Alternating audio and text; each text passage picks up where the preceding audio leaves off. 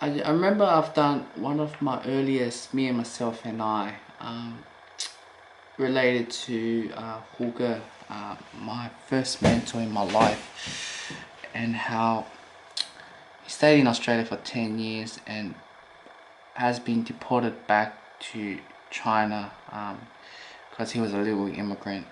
And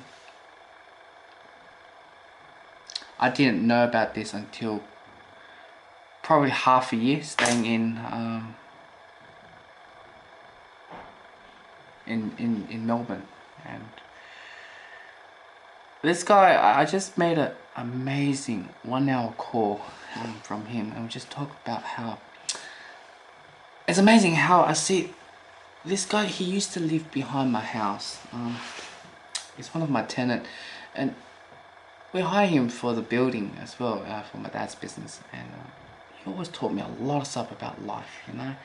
I always take his word for granted. I always see him as like my godfather. That's how much I look up this guy.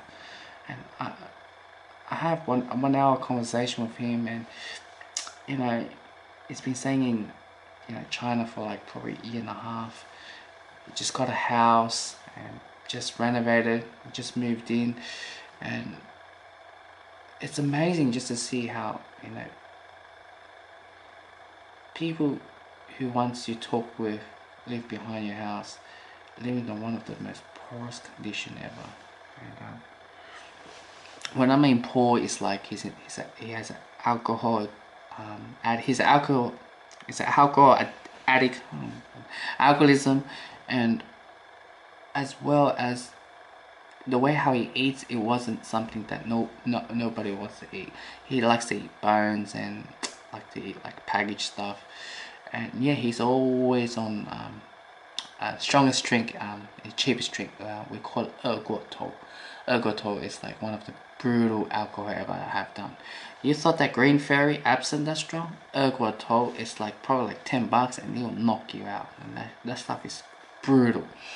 Yeah, I just have a 1 hour conversation, have a bit of catch up with him. Like wanted to know how is his lifestyle. His lifestyle. He got a house.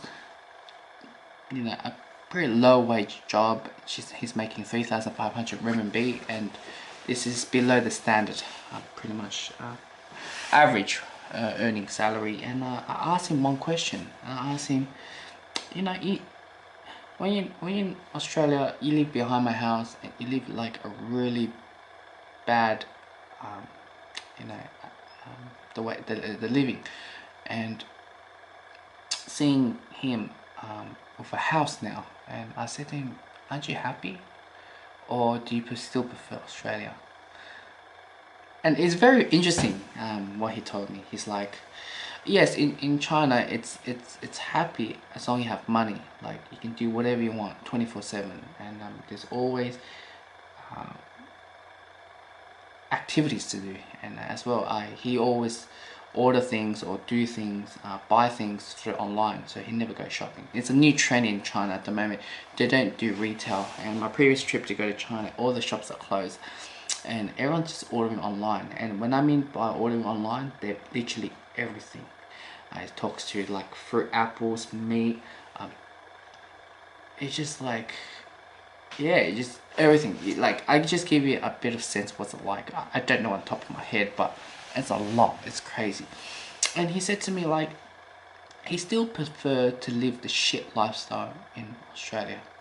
And he told me that because China's a communist country and your sign of lease of there's a lease even though you bought the house, even though the house is brand new, is that it's 70 years.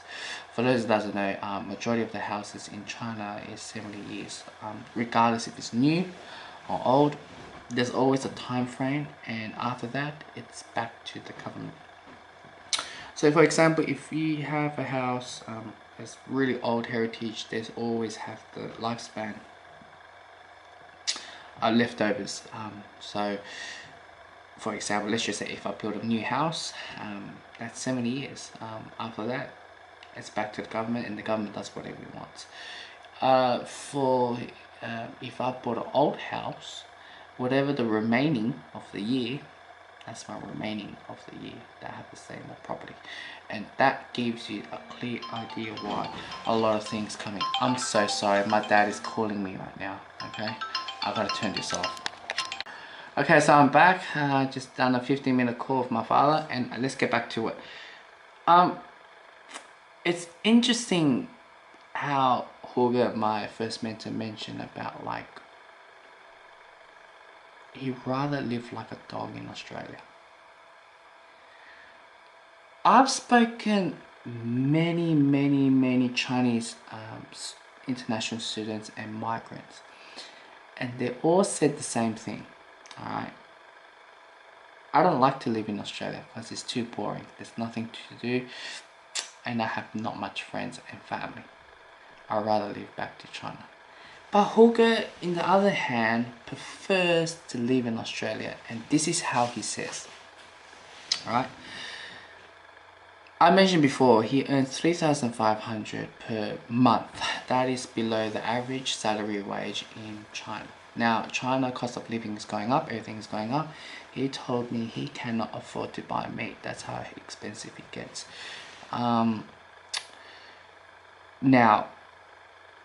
he says that making money in Australia is a lot easier than making money in China. And the reason behind it is because you can work so hard like a dog, like a slave in China.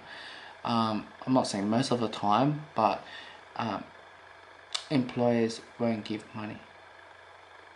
Whatever the reason is, I don't know, but I do know the fact that Chinese has a reputation of doing that. Even though you're working, he's often been telling me he works like overtime, and the employers won't give him extra money for overtime. What he's saying is that working in Australia, it's guaranteed you get money, even though he's classified as a legal immigrant. But the people here, because we live in a smaller population, and you don't want to give a bad reputation like that, or else its word gets spread very easily in a small community. 23 million population. Apparently his hometown that he's staying right now is equivalent to a whole Australia population. Now I know you guys saying, oh, China is just a large population. But yeah, he prefers that, live in Australia. The opportunity of making money is a lot more higher than China. China at the moment, I mentioned before, everything is online. And, he suggested some business idea for me to open, and I just don't see myself to look at business, but I like his idea of opening a business for me to do it here. Maybe in the future I'll think about that once I have enough money to do that sort of business. But what I can say that this guy, what's coming out his mouth, it's for me that is really realistic goals, and for me that I can compatible to do. I know it's tough for me to say it right in front of you guys, not knowing the full story, but what this guy told me, I've committed it. He told me to go out, enjoy life, and learn. Learn from different perspective. I was more with my father, and I never had that sort of thing, that going out and learn. And I know it sounds so simple to you guys, but I've learned a lot by doing that as well. And I mentioned on my Hugo, Me and Myself and I episode, is that he made me had the willpower of travel on my own as well, and which I've done on Thailand. He really encouraged me. I was scared as hell, but I took his word. Yeah. If he wasn't deported back to China, I would probably still continue to live in Sydney, to be honest, and start a business with him, actually. Opening a food business.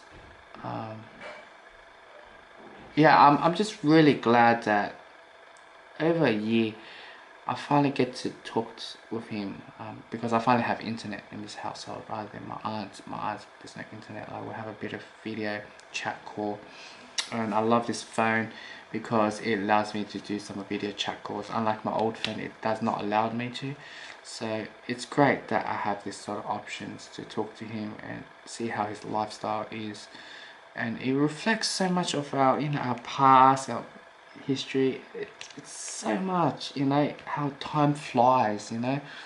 I met this guy, I remember, you know, at the age of 16, you know, maybe 18. Yeah, I remember at the age of 18, I was doing this work site and my dad hired him. And my dad sacked him the next day, you know. Many months and so I sacked the next day. And then a couple of years on the journey, he applied for this job. My dad gave him a second chance, and turns out to be he's one of the best workers in my family business. And I just could not believe how time flies, how journey flies as well. And I'm glad that we had that conversation with him. Just reflecting our past, and gosh man, I just hope that I visited him on my previous trip to China. I really should. This guy, he's like my godfather, and I love this guy. I know we are millions of miles away, and I would not mind to spend my money with him actually. Yeah, I felt really grateful, feel really happy. I know I'm really having a rough day, especially yesterday and today. I'm having a really rough day, and after that call, it made my pain to go away. I don't know why, but I'm currently not in a good position. But after that video call and with my father, it really brightens up my day. Yeah, I'm really happy actually to have that call. So yeah, that's the story. I know, and none of you guys is gonna watch this video, but this is the most important, my lifetime, to memorize this video. The most important thing ever. If I actually committed and meet him and do open a business here by myself, I'll be saying that I'll be one of the most luckiest person that ever take anyone's advice, that that a person can push me forward to. I wish that it can happen to me. So yeah, that's a follow-up. Me and myself and I will focus. I will truly do deeply wanted to talk to him every single day. He's the type of person